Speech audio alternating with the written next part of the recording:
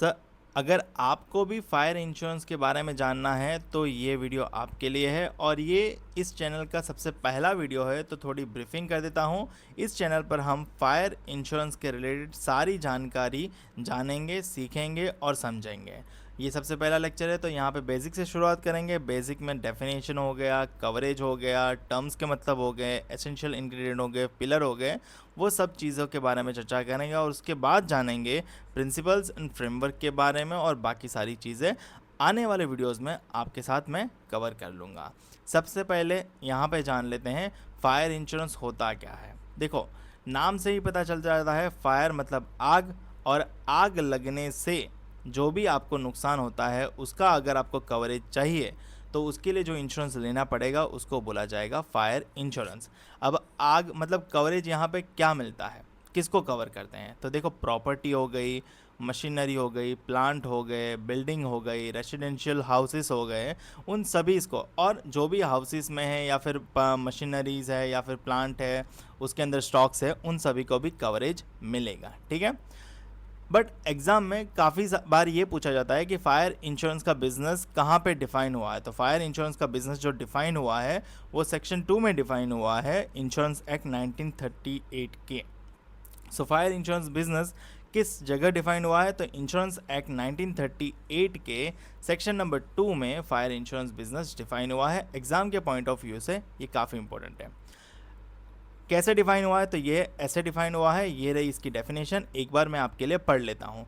The business of effecting otherwise than incidentally to some other class of insurance business, contract of insurance against loss और by incidental to fire और other occurrence customarily included among the risk insured against in fire insurance policies। कहने का तात्पर्य इतना ही है कि policy के अंतर्गत जो भी प्रॉपर्टी कवर्ड होगी, अगर उसको आग लग जाएगी तो जो लॉस होगा वो कवर किया जाएगा, और ये इसकी डेफिनेशन है। आपको यहाँ पे इंपॉर्टेंट चीज़ यही है कि इंश्योरेंस, फायर इंश्योरेंस बिजनेस कहाँ पे डिफाइन हुआ है, इंश्योरेंस एक्ट 1938 के सेक्शन नंबर 2 में। क्लियर हो गया, फायर इंश्योरेंस क्या होता है वो भी क्लियर हो गया। आगे आपको मोर जनरली समझ में आएगा, तो अभी उतना टेंशन नहीं लेना है। ठीक है। अब ऐसा कहा जाता है कि fire insurance is a contract of good faith. इसका मतलब क्या होता है, देखो गुड फेथ का मतलब होता है कि आपको सच सच बता देना है, कुछ भी झूठ नहीं बोलना है, झूठ क्लेम नहीं करना है, खुद से आग नहीं लगानी है। ठीक है। तो काफ़ी सारी चीज़ें कस्टमर पे यानी जो पॉलिसी लेता है उस पर भी निर्भर करती है। तो ऐसा कहा जाता है कि ये कॉन्ट्रैक्ट ऑफ गुड फेथ है, मतलब आपको भी सच बता देना है, कंपनी को भी सच बता देना है। ठीक है। उसी का दूसरा वर्ड है यूबेरिमा फिडेइस। तो काफ़ी बार एग्जाम में ये भी आता है कि यूबेरिमा फिडेइस का मतलब क्या होता है, तो गुड फेथ होता है। और काफ़ी बार उल्टा भी पूछा जाता है कि गुड फेथ को दूसरे किस नाम से जाना जाता है, तो उसका होता है यूबेरिमा फिडेइस। ठीक है। ये भी एग्जाम पॉइंट ऑफ व्यू से काफ़ी इंपॉर्टेंट टर्म है, आपके मार्क्स यहाँ पे बन जाते हैं। ठीक है। नेक्स्ट है फायर इंश्योरेंस पॉलिसी की वैलिडिटी कितनी होती है। काफ़ी बार काफ़ी लोगों को कन्फ्यूजन होता है। तो फायर इंश्योरेंस की पॉलिसी की वैलिडिटी 1 साल की होती है और 1 साल के बाद आप इसको रिन्यू करते हैं। और यहाँ पे एग्जेम्पशन ये है कि अगर रेसिडेंशियल हाउसेस है तो उनको 1 साल से लंबी पॉलिसीज़ दी जाती है, बट ये केवल रेसिडेंशियल हाउसेस के लिए ही है। सो फायर इंश्योरेंस की पॉलिसी कितने साल की होती है, तो 1 साल की, या फिर उससे कम की भी हो सकती है। ठीक है। परंतु फायर इंश्योरेंस की पॉलिसी मोर देन 1 ईयर की नहीं बन सकती, एक्सेप्ट रेसिडेंशियल हाउसेस, क्योंकि रेसिडेंशियल हाउसेस के लिए 1 साल से बड़ी लंबी पॉलिसी दे सकते हैं। ठीक है। और 1 साल के बाद रिन्यू कराना पड़ता है। ठीक है। The contract of insurance is embodied in a policy and usually cover specific properties for specific period। मतलब इतना ही है कि स्पेसिफिक पीरियड में के लिए ही पॉलिसी होती है, यानी 1 साल के लिए, और जो भी स्पेसिफिक प्रॉपर्टीज़ होती है वही कवर्डेड की जाएगी। ठीक है। अब बात करते हैं लायबिलिटी एंड इंडेमनिटी के बारे में। इंडेमनिटी का मतलब होता है क्षतिपूर्ति, मतलब आपका जो लॉस हुआ है उसको अगर भरपाई कर दिया जाए तो उसको इंडेमनिटी बोलेंगे। और लायबिलिटी मतलब अगर मैंने पॉलिसी ली है, मतलब कंपनी पॉलिसीज लेती है, तो उनके लिए आपकी प्रॉपर्टी लायबिलिटी बन जाएगी, क्योंकि अगर आग लगी तो आपको वो मुआवजा देना पड़ेगा। तो लायबिलिटी इंडेमनिटी का क्या मतलब होता है, एक्चुअल लॉस जो सफ़र्ड होगा ना, वहीं इंश्योरर की लायबिलिटी बनेगी। इंश्योरर यानी कंपनी। देखो दो पार्टीज होती है, एक तो होती है इंश्योरर यानी कंपनीज और दूसरा होता है इंश्योर्ड यानी वो पर्सन जिसने पॉलिसी परचेस की है। ठीक है, इंश्योर्ड और कंपनीज यानी इंश्योरर। ठीक है, इंश्योर्ड मतलब पर्सन जिसने पॉलिसी परचेस की है और इंश्योरर मतलब कंपनीज जो पॉलिसी प्रोवाइड करेगी। ठीक है, तो कंपनी के लिए अगर कोई लॉस नहीं हुआ है तो कोई लायबिलिटी नहीं बनेगी। यानी आपने पॉलिसी खरीदी है और साल भर में प्रॉपर्टी में कोई आग नहीं लगती, अगर आग नहीं लगती तो इंश्योरर कंपनी के लिए कोई लायबिलिटी नहीं बनेगी। और अगर आग लगती है तो जितना एक्चुअल लॉस सफर्ड हुआ है उतना ही इंश्योरर का लायबिलिटी बनेगा। इसका तात्पर्य क्या है ये मैं बता देता हूँ। देखो यहाँ पे लिखा है liability is limited to the extent of actual loss not exceeding sum insured. ठीक है, यहाँ पे सम इंश्योर्ड एक टर्म आया, एक एक्चुअल लॉस आया और लिमिटेड टू आया। ठीक है, सम इंश्योर्ड मतलब मान लो कि आपने एक प्रॉपर्टी है। ठीक है, मान लेता हूँ एक हाउस है। देखो ये एग्जाम्पल है, ऐसा नहीं है, ये जस्ट फॉर योर मतलब बेसिक नॉलेज के लिए है, इसको एक्चुअल सम में मत ले जाना। तो हाउस की वैल्यू जो है वो है 10 करोड़। ठीक है, अब सम इंश्योर्ड वो चीज़ होती है कि जितनी वैल्यू उतने का सम इंश्योर्ड लेना ही चाहिए, क्योंकि उतना नहीं लोगे तो आपको ही लॉस होगा, वो लेटर हम जानेंगे। बट सम इंश्योर्ड मैंने 10 करोड़ ले लिया है। अब जब भी लॉस आएगा, मतलब आग लगने से मेरे हाउस का लॉस हुआ है 3 करोड़ का, तो मुझे एक्चुअल लॉस जो हुआ है ना वही मिलेगा, मतलब 3 करोड़ ही मुझे मिलेंगे लिमिटेड टू। ठीक है, मुझे 10 करोड़ नहीं मिलेंगे, सम इंश्योर्ड 10 करोड़ लिया है तो। ठीक है, अब इसका उल्टा देखते हैं एक और चीज़ कि हाउस की वैल्यू तो 10 करोड़ है बट मैंने इंश्योरेंस 10 करोड़ का लिया ही नहीं है, यानी मैंने सम इंश्योर्ड कम बनाया। सम इंश्योर्ड मैंने बनाया लेट्स से 1 करोड़ का, सम इंश्योर्ड मैंने 1 करोड़ ही लिया। 10 करोड़ के घर के लिए मैंने 1 करोड़ का ही सम इंश्योर्ड लिया और मुझे लॉस आया 3 करोड़ का, तो क्या मुझे 3 करोड़ का लॉस मिलेगा? नहीं, आपको 3 करोड़ का लॉस नहीं मिलेगा, आपको एक्चुअल लॉस के प्रोपोर्शनल में वो डाउन हो जाएगा। ठीक है, तो यहाँ पे नॉट एक्सीडिंग सम इंश्योर्ड भी लिखा है और यहाँ पे ये चीज़ भी है कि मतलब मान लो कि आपको लॉस हुआ है 13 करोड़ का, बाकी सब कुछ प्रॉपर्टी मिला के, तो आपको 13 करोड़ नहीं मिलेंगे, आपको अगेन 10 करोड़ ही मिलेंगे। ठीक है, ये सारी टर्म्स बाद में जनरलाइज होगी, तो आपको अभी उतना टेंशन नहीं लेना है, आपको इतना समझना है लायबिलिटी का मतलब और इंडेमनिटी का मतलब।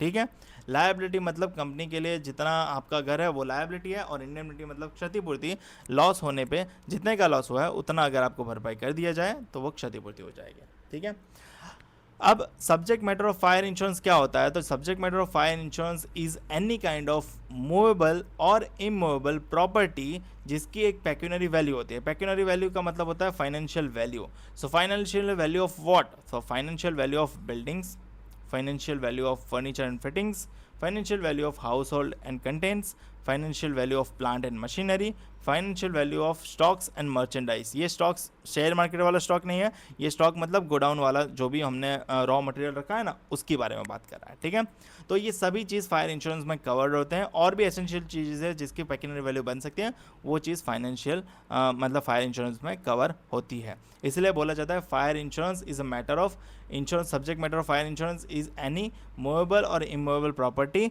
With pecuniary value. ठीक है, अब रिस्क यानी पैरिल्स के बारे में चर्चा कर लेते हैं। तो पैरिल्स बेसिकली यहाँ पे 3 प्रकार में डिफाइन किए गए हैं, मतलब क्लासिफाइड किए गए हैं। एक होता है सोशल, दूसरा होता है नेचुरल और तीसरा होता है मिसलेनियस। सोशल में जैसे कि फॉर एग्जांपल रायोट्स हो गया, स्ट्राइक्स हो गया, तो ये सोशल पैरिल्स माने जाएंगे। फिर ये स्टॉर्म्स, फ्लड, ये नेचुरल पैरिल्स हैं। और फिर aircraft damage, impact by vehicle, rail में हो गया या फिर रोड में, वो मिसलेनियस पैरिल्स में काउंट होंगे। ठीक है, बढ़ते हैं आगे और जानते हैं कि मटेरियल डैमेज और कॉन्सिक्वेंशियल डैमेज में क्या अंतर रहता है। देखो मटेरियल डैमेज नाम से ही पता चलता है मटेरियलिस्टिक थिंग का होगा, और कॉन्सिक्वेंशियल डैमेज नाम में कॉन्सिक्वेंशियल है, मतलब जो सिक्वेंशियल चलते आपको डैमेज आया है वो। आपको एग्जांपल से समझाता हूँ। देखो फायर इंश्योरेंस तो मटेरियल डैमेज ही कवर करता है, कॉन्सिक्वेंशियल डैमेज फायर इंश्योरेंस नहीं देता, उसके लिए एक अलग पॉलिसी होती है, वो होती है कॉन्सिक्वेंशियल लॉस पॉलिसी। तो फायर इंश्योरेंस आपको क्या देगा? मटेरियल डैमेज मटेरियल डैमेज मतलब आपने जो भी प्रॉपर्टी कवर की है, यानी मतलब मेरी फैक्ट्री गोडाउन मैंने फायर इंश्योरेंस के लिए दिया है, उसमें स्टॉक्स भी मैंने कवर करवाया, तो मेरा रॉ मटेरियल्स जो है, रॉ मटेरियल्स मेरा बर्न हो गया, ठीक है। अब रॉ मटेरियल्स बर्न हो गया तो स्टैंडर्ड पॉलिसी एक्सक्लूड करेगा कॉन्सिक्वेंशियल लॉसेस। कॉन्सिक्वेंशियल लॉसेस यहाँ पे क्या होगा, देखो रॉ मटेरियल मेरा मान लो कि 1 करोड़ का है, 1 CR का रॉ मटेरियल है, तो रॉ मटेरियल तो मेरा मिल जाएगा, मतलब रॉ मटेरियल 1 CR का लॉस हुआ तो 1 CR मुझे मिल जाएगा। बट ये रॉ मटेरियल से मैं जो प्रोडक्ट बनाने वाला था उस प्रोडक्ट की वैल्यू थी 11 CR, समझ रहे हो। तो अब रॉ मटेरियल मेरे पास ना होने की वजह से मैं अपना प्रोडक्ट नहीं बना पा रहा, और प्रोडक्ट नहीं बनने से मुझे जो लॉस होने वाला है 11 CR का, वो कॉन्सिक्वेंशियल लॉस बोला जाएगा। तो ये कॉन्सिक्वेंशियल लॉस क्या फायर इंश्योरेंस कवर करेगा? नहीं, ये लॉस फायर इंश्योरेंस नहीं कवर करेगा। फायर इंश्योरेंस केवल रॉ मटेरियल का लॉस कवर करेगा। तो ये कॉन्सिक्वेंशियल लॉस अगर मुझे कवर करना है तो उसके लिए मुझे दूसरी पॉलिसी का खरीदनी पड़ेगी, जिसका होगा कॉन्सिक्वेंशियल लॉस पॉलिसी, जहाँ पे loss of profit production cover किया जाएगा। ये भी हम आने वाले चैप्टर्स में पढ़ेंगे, बट अभी के लिए आपको ये समझ में आ जाए, मटेरियल डैमेज फायर इंश्योरेंस में कवर होता है, कॉन्सिक्वेंशियल लॉस पॉलिसी में कवर होता है, ठीक है। अब फायर इंश्योरेंस कॉन्ट्रैक्ट में be defined as an agreement. तो फायर इंश्योरेंस कॉन्ट्रैक्ट होता क्या है? एक एग्रीमेंट होता है। एग्रीमेंट किसके बीच में होता है? इंश्योरर यानी कंपनी और इंश्योर्ड यानी वो पर्सन जिसने इंश्योरेंस बाई किया है, ठीक है। इन दोनों के बीच में एग्रीमेंट होता है, उसको फायर इंश्योरेंस बोलते हैं। एग्रीमेंट क्या होता है? तो कंपनी जो है, इंश्योरर, वो अंडरटेकिंग देता है, मतलब एक आपको बाहेंधरी देता है कि जब भी लॉस होगा आग की वजह से, तो मैं आपका लॉस की भरपाई कर दूंगा, और वो भरपाई के बदले, मतलब भरपाई करने के लिए इंश्योर्ड को यानी कस्टमर को एक स्मॉल अमाउंट ऑफ प्रीमियम देना पड़ेगा, ठीक है। तो स्मॉल अमाउंट जो पे करना पड़ता है कंपनी को, उसको बोला जाता है प्रीमियम, ठीक है। सो ये है agreement. Fire insurance contract may be defined as an agreement between the insurers and insured, whereby the insurers having received premium undertake to make good the financial loss suffered by the insured as a result of damage or destruction of the insured property by fire or other specified perils during a stated period, ठीक है। दूसरी चीज़, fire insurance के legal framework के बारे में बात करते हैं। तो फायर इंश्योरेंस कॉन्ट्रैक्ट जो है वो गवर्नड होता है, किससे गवर्न होता है? तो जनरल लॉ ऑफ कॉन्ट्रैक्ट। वो कहाँ मेंशन है? तो इंडियन कॉन्ट्रैक्ट एक्ट 1872 में general law of contract mention है, और उससे फायर इंश्योरेंस गवर्न होता है। देखो, इससे पहले एक और कॉन्ट्रैक्ट आया, इंश्योरेंस एक्ट 1938 के तहत सेक्शन नंबर 2 में फायर इंश्योरेंस की डेफिनेशन डिफाइन है, ठीक है। फायर इंश्योरेंस बिजनेस की डेफिनेशन कहाँ डिफाइन है? तो इंश्योरेंस एक्ट 1938 सेक्शन नंबर 2 में। और फायर इंश्योरेंस जो गवर्न होता है जनरल लॉ ऑफ कॉन्ट्रैक्ट से, वो कहाँ मेंशन है? तो इंडियन कॉन्ट्रैक्ट एक्ट 1872 में। और फायर इंश्योरेंस जो है वो एक एग्रीमेंट है इंश्योरर यानी कंपनी के बीच में, किसके साथ? इंश्योर्ड यानी कस्टमर के साथ, सॉरी, जिसमें के तहत कस्टमर को एक स्मॉल अमाउंट यानी जिसको बोला जाएगा प्रीमियम पे करना है। किसको पे करना है? कंपनी को, जिससे कंपनी ये आपको कंसिडरेशन देगी कि जब भी लॉस आएगा आग लगने की वजह से या जो भी अलाइड पैरल वैलिड है उसकी वजह से, तो आपको मुआवजा दिया जाएगा जो लॉस आप सफ़र करोगे वो, ठीक है। अब फायर इंश्योरेंस कॉन्ट्रैक्ट को एनफोर्सेबल बनाने के लिए जो एसेंशियल इंग्रेडिएंट है वो ये रहे। टोटल 5 एसेंशियल इंग्रेडिएंट होते हैं। पहला है ऑफर एंड एक्सेप्टेंस, दूसरा है कंसिडरेशन, तीसरा है एग्रीमेंट, चौथा है कॉम्पिटेंस, और पांचवा है लीगलिटी। बारी बारी 1 बाय 1 समझते हैं। सबसे पहला जो है वो है एसेंशियल इंग्रेडिएंट, वो है ऑफर एंड एक्सेप्टेंस। यहाँ पे 2 पार्टीज चाहिए। सबसे पहली पार्टी क्या? जो ऑफर करेगी, इसको बोलेंगे इंश्योरर, और दूसरी पार्टी है एक्सेप्ट करने वाली, उसको बोलेंगे इंश्योर्ड। आपको काफ़ी कन्फ्यूजन होगी, तो इंश्योरर मतलब मैं बोल देता हूँ कंपनी, और इंश्योर्ड मतलब कस्टमर, ठीक है। तो कंपनी ऑफर करेगी, क्या ऑफर करेगी, एक प्रॉमिस कि आप जो प्रीमियम दोगे उसके बिहाफ पे जब भी आपका लॉस अगर सफ़र होता है उस पीरियड के दौरान, तो हम वो लॉस आपको कंपेंसेट करेंगे। और इंश्योर्ड क्या करता है, एक्सेप्ट करता है इस वाले ऑफ़र को, कंपनी वाले के ऑफ़र को, कि एग्री करता है कि ठीक है मैं इतना प्रीमियम देता हूँ, अगर जब भी लॉस होता है तो आप मुझे ये कंपेंसेट कर देना। इस ऑफर और एक्सेप्टेंस यानी इंश्योर्ड और इंश्योरर के बीच में जो बनता है उस कॉन्ट्रैक्ट को बोला जाता है एग्रीमेंट। तो ये काफ़ी ज़रूरी है, दो पार्टीज होना, एक कंपनी का और एक कस्टमर का, और इनके बीच में ये एग्रीमेंट बनना। ठीक है।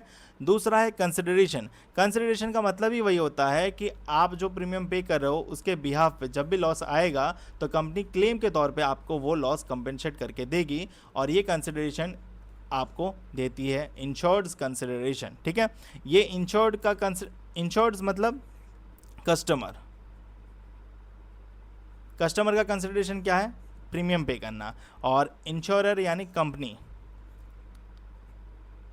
कंपनीज का कंसिडरेशन क्या है, क्लेम पे करना। तो दोनों का कंसिडरेशन आपको यहाँ पे समझ आ जाएगा।